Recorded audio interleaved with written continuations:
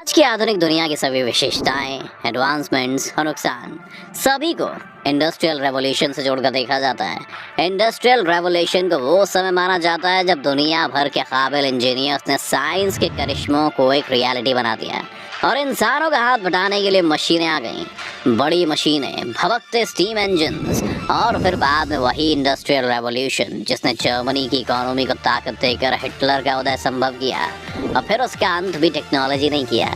सोचिए कैसा रहा होगा वो समय जब ये इंडस्ट्रियल रेवोल्यूशन शुरू हुआ होगा। कैसी थी तब की व्यवस्था, कैसे आइडिया जन्मा? आज इन्हीं सवालों के जवाब हम इस वीडियो में देने की कोशिश करेंगे, तो बने रहेगा वीडियो के अंत तक हमारे साथ। लेकिन वीडियो शुरू होने से पहले अगर आप चैनल पर नए हैं या आपने अभी तक चैनल को सब्सक्राइब नहीं किया है तो चैनल को सब्सक्राइब करना और बेल आइकन दबाना ना भूलें। काफ़ी लोगों के लिए बहुत नई इन्फॉर्मेशन हो सकती है, पर इंडस्ट्रियल रेवोल्यूशन की शुरुआत ब्रिटेन में हुई थी, ना कि अमेरिका में। बल्कि अमेरिका तो इस वक्त इकोनॉमी के मामले में काफ़ी छोटा प्लेयर था। ये बात है 18वीं सदी के आखिर के कुछ सालों की, जब ब्रिटेन में कई सालों से युद्धों के बाद अब अचानक स्टेबिलिटी आए कुछ वक्त हो गया था। दूसरी तरफ से ईस्ट इंडिया कंपनी कोलकाता के कारीगरों के टेक्सटाइल प्रोडक्ट बेचकर खूब पैसा कमा रही थी और उसके पार्लियामेंट में बैठे शेयर होल्डर्स भी अपनी जेब भर रहे थे। अफ्रीका से लाए गए स्लेव्स का भी कारोबार अच्छे से चल रहा था और न सिर्फ इकोनॉमी काफ़ी स्टेबल थी बल्कि चढ़ाव की स्थिति में थी। इस समय बहुत पैसा होने से बहुत सा इंडस्ट्रियल टैलेंट डेवलप होने लगा। अभी अभी यूरोप युद्ध करने से रुका था तो मिलिट्री इंजीनियर्स के पास भी अपना समय काटने के लिए रास्ता था। इस तरह से शुरुआती दौर में जो मशीनें बनी वो थी फ्लाइंग शटल और स्पिनिंग जेनी, जो दोनों ही टेक्सटाइल इंडस्ट्री से रिलेटेड थी। इसके कुछ सालों बाद पावर लूम भी 1785 में आ गए। ये वही समय था जब अंग्रेज़ों ने भारत में कपड़े बनाने के बजाय कच्चे माल को ब्रिटेन भेजना शुरू कर दिया और कोलकाता, जो इस वक्त भारत की फाइनेंशियल कैपिटल था, वो शहर बर्बाद हो गया। खैर, इस पर फिर कभी बात करेंगे, लेकिन धीरे धीरे हम देख पा रहे थे कि ब्रिटेन ग्रो कर रहा है। लेकिन ये कहानी सिर्फ ब्रिटेन के इंडस्ट्रियल रेवोल्यूशन के बारे में नहीं है। सवाल ये है कि ये रेवोल्यूशन बाकी देशों में कैसे पहुंचा। इसका जवाब काफ़ी मज़ेदार है। दरअसल उस वक्त ब्रिटेन ने अफ्रीका और एशिया के कई हिस्सों पर कॉलोनीज बना ली थी और वो वहाँ के लोगों को स्लेव्स की तरह बेच रहे थे। इस 10 प्रथा के कारण बहुत सारी कॉलोनीज में स्लेव्स रिबेलियन होने वाले थे और अंग्रेज़ों का विरोध किया जा रहा था। उन्हें डर था कि कहीं स्लेव रिबेलियंस की वजह से वहाँ ब्रिटेन की पकड़ ना छूट जाए। इसीलिए उन्होंने 1801 में स्लेवरी को ही दबाव में आकर ख़त्म कर दिया और उन देशों पर अपना कब्जा बनाए रखा। स्लेवरी एबोलिश करने के बाद कई सारे एम्पायर्स ने भी ऐसा ही किया और ये लिबरल प्रिंसिपल्स का युग था। लोग अब ज़्यादा घुल मिल रहे थे, सभी देश थोड़े ज़्यादा फ्रेंडली हो गए थे। इसी वजह से पूरे यूरोप में ना सिर्फ इंडस्ट्रियल रेवोल्यूशन फैला बल्कि पूरे यूरोप से वो इंजीनियर्स और साइंटिस्ट निकलने लगे जिन्होंने इसे आगे बढ़ाया। इंडस्ट्रियल रेवोल्यूशन की सक्सेस की एक बड़ी वजह ये भी रही कि वो ब्रिटेन के दरवाजे पर तब आया जब ब्रिटेन उसके लिए सबसे ज़्यादा तैयार था। जैसा कि हमें पता है कि वहाँ एक तरह की न सिर्फ पॉलिटिकल स्टेबिलिटी थी बल्कि इकोनॉमिक स्टेबिलिटी भी थी। इसके अलावा उनके पास अच्छा पब्लिक इंफ्रास्ट्रक्चर था। उनके पोर्ट्स, उनकी शिप्स और उनकी सड़कें बाकी दुनिया से कई गुना बेहतर थी।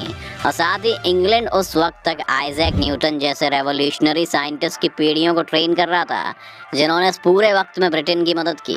कई एक्सपर्ट्स मानते हैं कि अगर इंडस्ट्रियल रेवोल्यूशन सिर्फ 10 साल या 20 साल या फिर 50 साल तक भी मेंटेन की जाती तो ये चांसेस थे कि इंडस्ट्रियल रेवोल्यूशन फेल हो जाएगी।